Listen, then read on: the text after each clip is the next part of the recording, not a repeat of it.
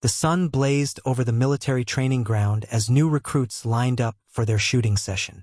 Among them stood a figure that drew quiet chuckles, a royal guard in full ceremonial posture, motionless and stiff, as if plucked from Buckingham Palace. His polished boots and expressionless face made him look more like a statue than a soldier. "Probably here to watch," one snickered. Another whispered, "Bet he's never fired a gun in his life." But as the sergeant barked instructions, the guard stepped forward. His movement was fluid, his grip firm.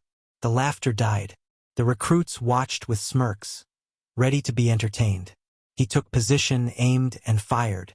The first shot struck the bullseye dead center. Silence followed.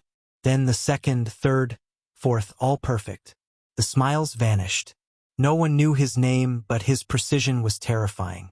Unbeknownst to them, the man they'd mocked once led classified missions deep behind enemy lines, earning the nickname Phantom Reaper within the SAS. He didn't speak. He didn't smirk. He just walked off the line, leaving behind the shattered egos of every rookie who thought he was just a ceremonial puppet. Mockery had turned to awe in a matter of seconds. The day started like any other at the range. Instructors prepped the rookies, jokes flew around, and the sun hung lazily over the horizon. But today was different. Among the group stood a royal guard, stoic, reserved, dressed not in camouflage but in formal military attire. The new guys whispered, laughed, and took bets on how bad he'd miss. They couldn't have known they were about to witness a demonstration that would become legend. The guard stepped up without saying a word. He adjusted the sights like a man tuning an instrument he had mastered 1,000 times. First shot, center. The wind shifted. He adjusted without hesitation. Second shot, center. No breath wasted. Just focus. The sergeants, who had seen it all, suddenly exchanged glances. One even lowered his clipboard. "Who the hell is this guy?" someone muttered. 10 shots. 10 bullseyes. The range fell silent. This wasn't just skill, it was supernatural control. Only later would some recruits discover the truth. The quiet man was a retired SAS sniper, a ghost from classified missions. He wasn't here to prove anything.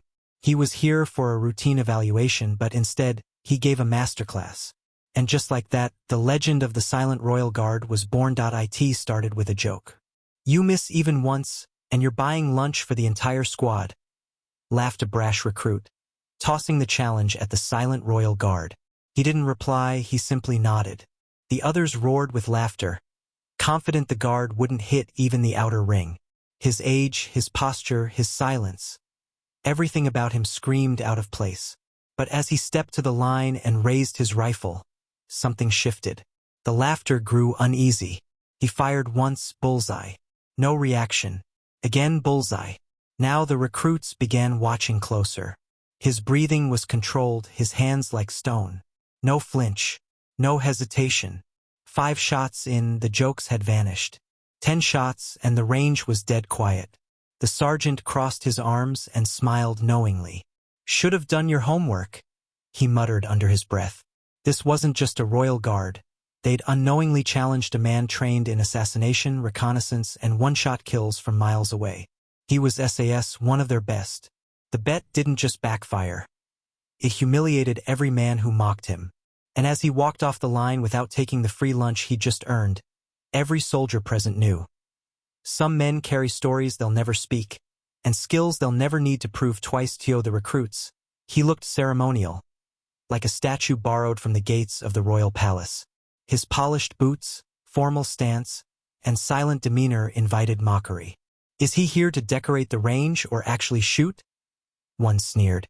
But behind that stoic exterior lay a past wrapped in shadows. Unknown to them, this quiet royal guard once operated in the deadliest corners of the world as part of the Special Air Service. Covert missions, hostage rescues, and precision assassinations had once been his daily routine. He had stared down warlords, executed surgical strikes in pitch-black darkness, and once made a confirmed kill from over 1,000 yards while wind and rain battered his position. None of this was in his file, they couldn't find it even if they tried. It was buried under layers of black ink and official denials. So when he stepped onto the range and demonstrated perfection, It wasn't showmanship. It was instinct. The guard didn't perform to impress. He did what he always did. Complete the mission. As the others stood stunned, he left the range quietly, his past still buried, his skills only glimpsed. He was more than a guard. He was a ghost in a red tunic. The moment he stepped up to the line, something changed. The instructor, who had been casually pacing and yawning seconds earlier, stopped mid-step. The silent royal guard, often overlooked as ornamental, moved with a calm precision that didn't match his outward appearance. He gripped the rifle like it was part of him, natural, effortless. The first shot echoed, and the target's center disappeared. Some dismissed it as luck. The second shot followed, then the third, each one cleaner than the last. Someone began filming. Even the wind seemed to pause, respecting the deadly grace unfolding. A whisper spread across the range. "Look at his posture. That's not basic training." As the final shot split the center again, a recruit dropped his gum. The instructor, pale and sweating now, leaned in and quietly said, "You just watched one of the most lethal snipers in SAS history." The camera kept rolling, but the man had already slung his rifle and walked away, as if nothing had happened. He hadn't come to brag, hadn't cracked a smile. He came, he executed, and he disappeared just like the ghosts he used to hunt. That day, the footage went viral, and suddenly, everyone wanted to know, who was that guard? The recruits laughed before he even reached the range. "Look at that guy. What's he gonna do? Salute the target to death?" Someone jeered. The royal guard remained unfazed, stepping forward in eerie silence. But as he began setting up, one of the instructors grew visibly uncomfortable. His fingers trembled slightly, and he stopped correcting the trainees. Then, he leaned toward a nearby soldier and whispered, "Don't mock him. That man saved my life in Helmand province." Shock rippled through the group. The instructor's tone wasn't casual. It carried weight, reverence, and something else. Fear. They turned back to watch. Shot after shot, the guard demonstrated precision that seemed impossible. He didn't just hit the bullseye, he erased it. Every movement was refined, every pause calculated. No one spoke. Felt like a ceremony, not a drill. When it was over, he didn't wait for applause. He simply nodded and walked away. The man they'd mocked had operated in complete silence for years, eliminating threats without ever leaving a trace. They thought they were watching a guard. What they witnessed was a legend in disguise. A warrior who had traded war zones for red uniforms, but never lost the precision that made him feared across continents. When he asked, "Is the safety off?" no one expected it to be the only thing he'd say. A couple of recruits smirked, thinking the stiff royal guard was just trying to look serious. But as he lifted the rifle and took aim, everything else faded. There was no dramatic breathing, no hesitation. The first shot split the bullseye perfectly. Then came the next, and the next.